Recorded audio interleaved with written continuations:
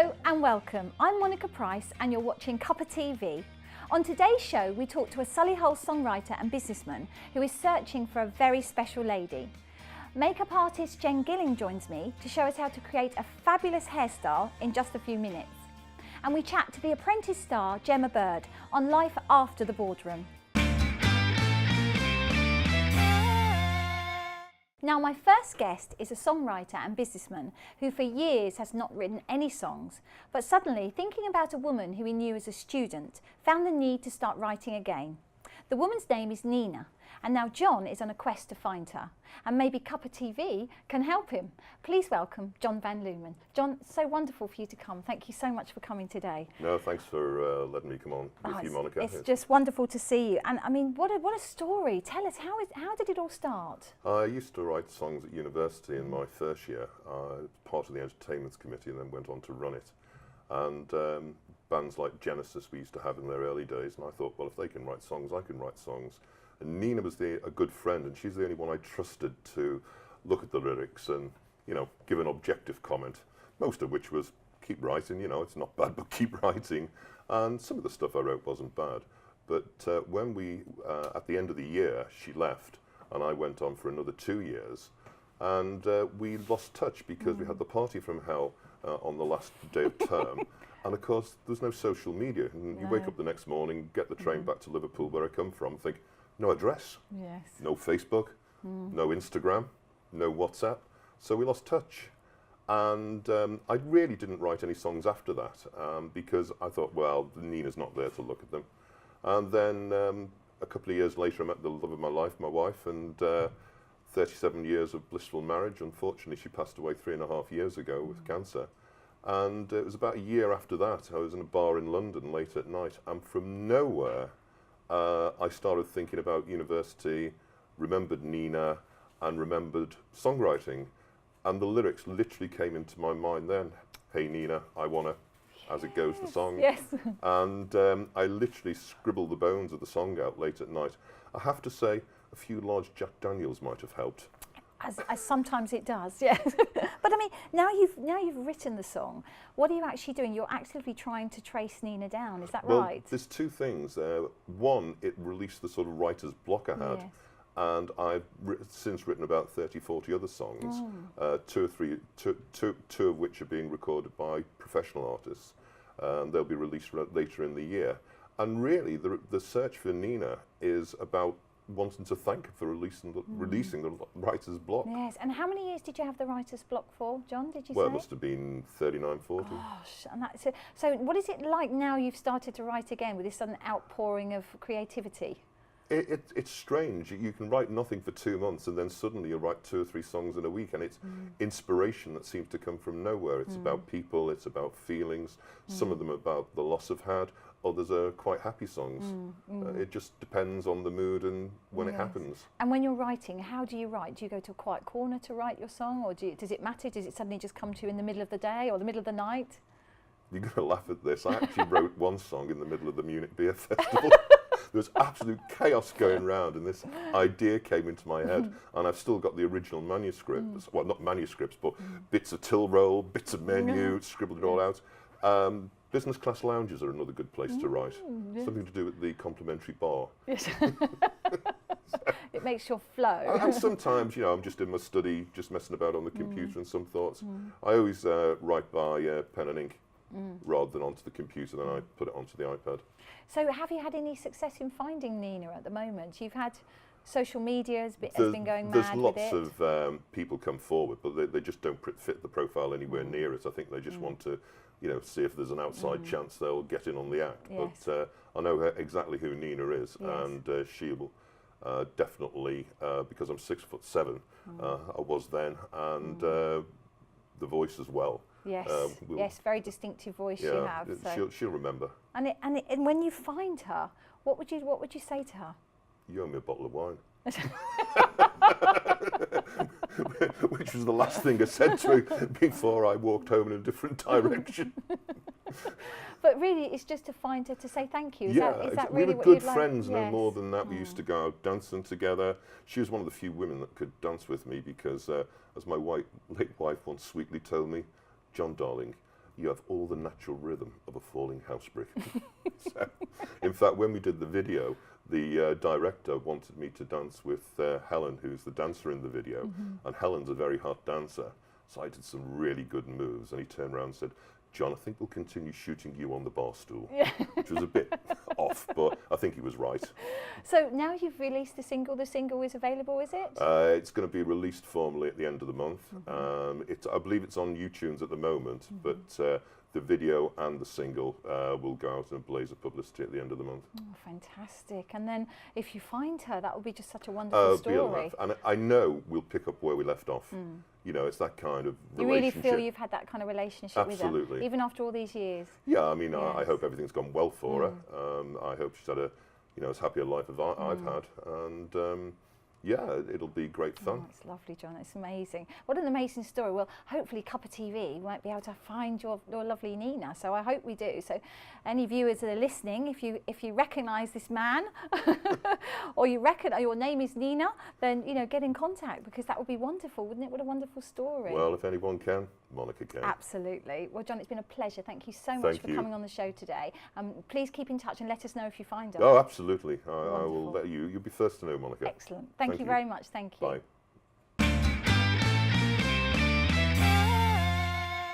My next guest you might just recognise, as she appeared in the most recent series of the highly successful BBC show The Apprentice, where after 5 weeks of taking part in various tasks, she heard that dreaded line, "You're fired."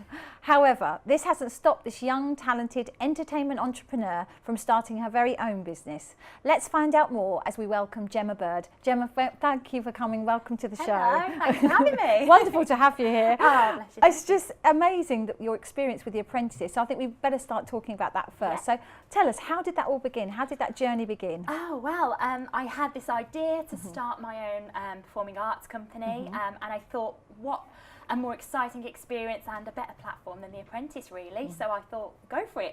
Excellent. And what was the process like? Do you just apply online and then how does it work? There's a lot of auditions that you have to go through, and to be honest, never in a million years did I think that they'd choose me.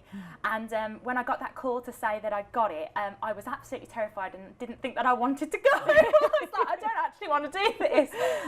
But then after a bit of support from my family and things, and you know, it's one of those things where if you didn't, you'd probably regret it. So I was like, Yes. I'm gonna do it. And then how soon after you get that call to say you're in, what happens then? And then it's into business plan mode. So Right. you're busy refining your business plan, ready for it to actually go in front of Lord Sugar, which was really scary. I wanted to make sure I got all my numbers in the right place. Yes. And everything. So you spend a bit of time, a couple of weeks or so doing that, and then you're off, bags packed, and off you go. And then you're there for how long? How long are you there for in the house? Well, the whole process is over a matter of months, because obviously, you know, the show's on for 12 weeks. So, but I was actually in the house for 5 weeks. Which is incredible. Yeah. So do you feel almost cocooned, like you're in another world? Oh, definitely. Yes. You're totally taken out of your comfort zone, your normal day-to-day life, and you're put in a place with different people, unusual situations, and you've just got to kind of I learnt to just go with the flow, which is very not like me. I'm a bit of a control freak. Yes. So for me, it was like, okay, I don't know what time I've got to be up. I don't know,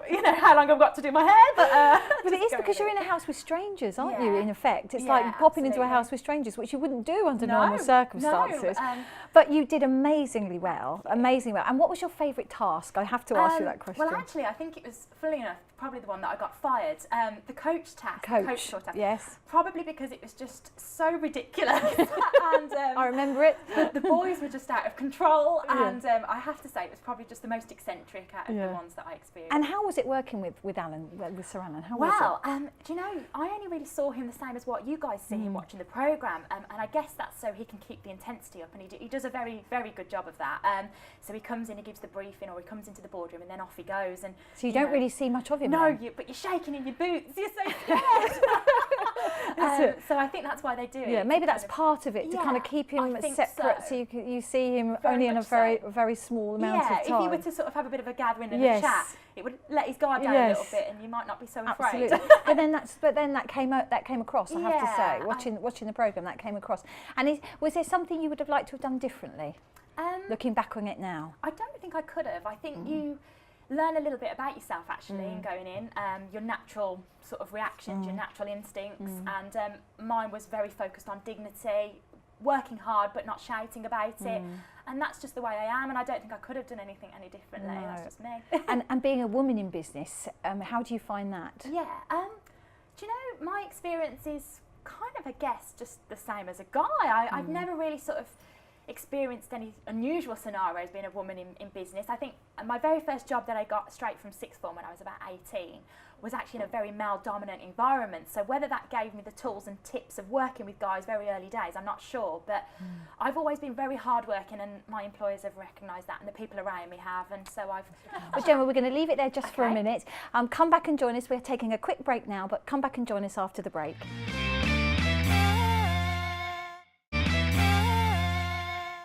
Welcome back. I'm joined today by Gemma Bird from The Apprentice. Gemma, it's been fascinating speaking to you already. you. But let's talk about now what you're doing now. So what's going on in your life at the moment? Well, I went ahead with launching my business plan that I entered in for The Apprentice. Fantastic. Tell us about that. It's performing arts coaching, Right. and that's based in the local area in Aldridge in Warsaw. I've danced all my life, trained in dance since I was a little girl, 3 years old. Yes, My back is you're a big. classically trained. Yeah, ballet was always dancer. my thing, but I've done dance at university and teaching something that I've always enjoyed, so I've decided to start my own company and branch into performing arts as well. So Oh, very fantastic. exciting. So what do you actually do? Is it with children or adults? Yeah, or? well, it's actually all ages, from toddlers. We've got an under fours class, which is music and movement, a bit of guitar playing and things like that's fab. Right up to adults. We've got some classes for the mums as well when they bring in their little ones, great. like yoga and things. And So- so it's open to any age then? Absolutely, Any age? Any age. I'm really passionate about the arts being accessible for everybody, and I think that everybody should be able to be creative and express themselves. So there's no limitations. So was that the one that you went to The Apprentice with? That was your Yes, business yeah, plan? that was my business Fantastic. plan. So fantastic, you've actually set it up and everything's going well with yeah. it. I wasn't going to sort of let not winning stop me. Yes. It's something that I wanted Yeah. to do and I'm passionate about. So In fact, Yeah. did being fired, did that drive you even harder to making your company I think successful? it probably would do. I think, you're like, you know what? If you don't want to go into business with me, Lord Sugar, I'll go into business with myself. Quite not? right, exactly. And again, you've been doing that now for how long? How long has that been Well, we've business? only been open for a few weeks. We opened Right. just before Christmas, so it's very early days. I've got a very long road of hard work ahead of me, Yes, but yeah. I love it. Oh, I absolutely love it. That's fantastic. And again, the sort of people that you met, do you still in contact with any of them Yeah, from The I still Apprentice? chat to some of them. Every now and Great. then, everyone is so busy doing their thing, but every now and then a little text or a tweet, Yeah. and it's nice to hear from them. It'd be interesting to see what they're doing because we Yeah. only ever see them go. We wave goodbye, yeah. you're fired, Yeah. and then we don't actually see what I happens know to a you. So lot it's of them wonderful. have gone ahead with their businesses, so it's a really exciting time for everyone. Yeah. It's a great platform. It's so- wonderful to see that you've continued. You've got your business plan. You've Yeah. got your business set up. So how's the future looking for Gemma Bird? Oh, What would you like to hopefully do? bright. I'm just a bit of a grafter, really. I love my work, absolutely love it, and I will do it day and night, and that's kind of my motto, really. And I hope that I'll be successful one day. And what inspires you to keep going? Do you know what? The things that I do, I just do for me, and I think that's probably the best way to be sometimes. I'm not doing it for anybody else, not even massively for the money. Don't tell Lord Sugar, but Yes, I just love what I do. Yes, and if he's watching, she didn't say that. yeah, I just love what I do, and that's what drives me, really, just doing it for me. And what about, again, we spoke earlier about being a woman in business. Yes. Is this something in the arts and entertainment industry? How do you feel, again, working in an industry that's quite male dominated in the arts and entertainment? But is it an industry that you feel that you've, as a woman, you can become very successful in? Well, coming from a dance background, I'd actually go as far as saying that's quite female dominated, but I'm really pleased that I've already got a lot of boys coming to my classes, which is great. That's great. Good to see. And I actually manage an entertainment group as well. That was a business that I had before Oh, the right. Apprentice started. Oh, And so you had that before you went into The Apprentice? And that's an all-female entertainment act. So it's very empowering. It's a lot of fun. So it's all about that, really. It's all about making women feel great and being icons, really. The performers are icons for women in the audience. And West Midlands is very good at art and entertainment and theatre. We have a wonderful, diverse community. Oh, yeah. And we have so much arts and media and entertainment going on. Yeah. So something like your company, I'd Yeah. imagine fits very nicely. Oh yeah, and I hope to collaborate with other sort of organisations Yes. as well, so that the children can learn where they can use these tools that they're learning. So they might be fantastic dancers or fantastic musicians, but what can they do with that, you know? So I'd like to collaborate with other arts organisations out there. I think and maybe good. schools and colleges. Do you work with any schools or colleges at the moment? Yes, I was actually in a school yesterday. We were doing Oliver the musical. Oh, fantastic. With some of the year 3 and 4 students there, and they love it. The kids love it. It's and does it give confidence to the children, do you think? Yes, that's one of the biggest things that I'm sort of, you know, I'm an ambassador for that. I really believe that it is confidence building. I think getting kids to express themselves naturally helps them come out of their shell, and it's a wonderful thing. It's fantastic, isn't it? But Gemma, it's been amazing talking to you today. Thank you having so me. much, and you've done so well. So you don't need to worry. You know, Lord Sugar, it doesn't matter. Yeah. She's hired. Thank you. My final guest joins us again on Cuppa TV to show us how to perfect the hairstyle that looks like you've spent hours doing it, but really it's only taken you 5 minutes. A woman's dream hairstyle, Jen, I would say. We welcome back Jen Gilling. Jen, Hello. Thank you so much for coming back Thank you. and talking about hairstyles. And we were talking, you know, in the break. It's just one of those things, I think, women, do we keep the same hairstyle? Yeah, it's time really. People don't have loads of time to spend on their hair, so it needs to be whatever you can do in 5 minutes before you go to work. So And that is important, isn't it? It's got to be quick, easy, yeah, keep good it out to the look way. at. Yeah, Something that's, you know, that's not going to fall out. Exactly, As you, exactly. And do you find as a makeup artist, is hair very important to women? it is definitely. I mean, everybody loves going to the hairdressers and the feeling you get after you've had your hair done. So it is important, definitely. Yeah, definitely. And do you find when you're working with women, do they have a certain way of having their hair? Because you work with many celebrities, so do they have a certain way that they want you to do their hair, or are they quite creative? Are some quite creative? Everybody's different, aren't they? So some people will get their confidence from having their style that they're used to. Other people will say, go for it, do whatever you want, just have a change. And what's the most wildest hairstyle you've ever created? I've created a big, massive Mohican with lots of crimping involved, so very wow. 80s. Was that on a lady or on a man? That was on a model for a photo shoot. Fantastic. Yeah, it was huge. And lots of hairspray. Yeah, lots of hairspray. And I mean, my mum always used to say to me, make sure you brush your hair 100 times before you go to bed at night. Now, is that true? Is that just an old wives' tale? Well, it keeps it nice and smooth, so it can help avoid tats and things throughout the night when it clumps up. Yeah. But you don't want to brush it too much because you don't want to damage it. Maybe 100 might be a little too many. And are the brushes important, Jen, as well? Is it using the right brush important? Yeah, you don't want to use a really harsh, thick, bristled, plasticky brush because that will break the hair. You want a nice, soft, bristled brush. Because you get these massive, you know, they're very big, aren't they? These big round brushes. I yeah, always think they probably. look too spiky. They might damage your hair. Yeah. Can a hairbrush damage your hair? It can if you're really harsh with it. So it's nice and soft bristles, and use it softly, and then you'll be fine. And then that's it. And do the difference between like the big round hairbrushes and just the ordinary straight hairbrushes, do the round hairbrushes ever do anything? I often wonder. They do give volume. They yes. do? Yeah, they do give volume. If you can get them into the roots and lift them up, then yes. So again, time, if you've got less time, perhaps that would be the hairbrush Yes. to use. Yeah, definitely. So Jen, you've brought along a little model today. I have. So let's have a look then and see what you're going to do. Okay, So basically, in the mornings you don't have much time to get ready.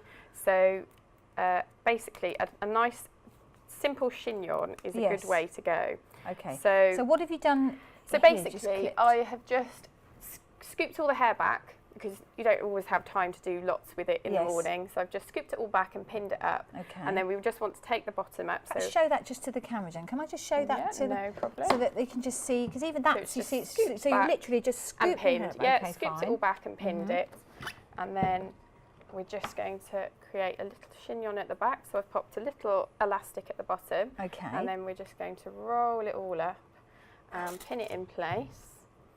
Now, is this easy to do on yourself? It is.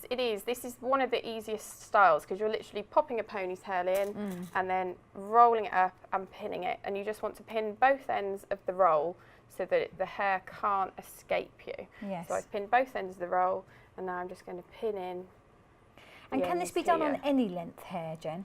It does help if you've got a bit of length, but you can do it on medium length hair, so it doesn't have to be as long as mine or the Could models. it be done on mine? You could actually, yes, you could. The bun that you would create at the end would be smaller, but it would be the same hairstyle. Yes. and it's nice and relaxed, so it doesn't have to be brilliantly tidy. No. It is a relaxed work hairstyle. I like that word, relaxed. Yeah. That's a good word. That's a word when you haven't quite got enough time to do your hair. I've had my relaxed look. Exactly. But So see, you're just doesn't that tucking in look the so ends. elegant? Well, that's it. It doesn't have to be perfectly neat, every hair in place, but it is a nice, elegant style. So you just pin in all of the ends, and it keeps it out of the way for the rest of the day. And would that last all day with something like this? Yeah, exactly. Once you've pinned it all up, Yeah. you're not pulling at it then. And what pins are you using? So I'm just Jen, using which little Kirby grips. Oh, the Kirby grips, Yeah, yes. so little Kirby grips. Are those the pinning it best all in. ones to use? I think so. I think they give it, they give enough anchorage. So it doesn't have to be perfectly tidy. So this hair, obviously, on this mannequin is quite straight. Yes. Can you do this It with looks curly great. It hair? looks great on curly hair because it gives lots of nice volume if Oh, you've got yes. curly hair. So you'd end up with a fuller style, and if you've got straighter hair, then Yeah. it's more sleek. So so it doesn't have to be perfectly That's tidy. great. But Look at that. And again, how quick was that done? Yeah, Just in a couple exactly. of minutes. And obviously Leave the it more on the time- camera so our viewers can watch that and have a look at it. There we go. But the And more it- time you've got, Yes. the neater you could make it. And presumably you could put flowers. Yes, exactly, or maybe. little diamantes Yeah. and things like that if you were going out after work, that sort of thing. Thank you very much for coming in, Jen. Thank you. Thanks for having me. Thank you. So I'd like to say thanks to all of my guests today. And if you would like to get in touch with us, you can join us on Facebook or Twitter at Big Centre TV, or email the show at cuppatv@bigcentre.tv. We'd love to hear from you. Bye-bye.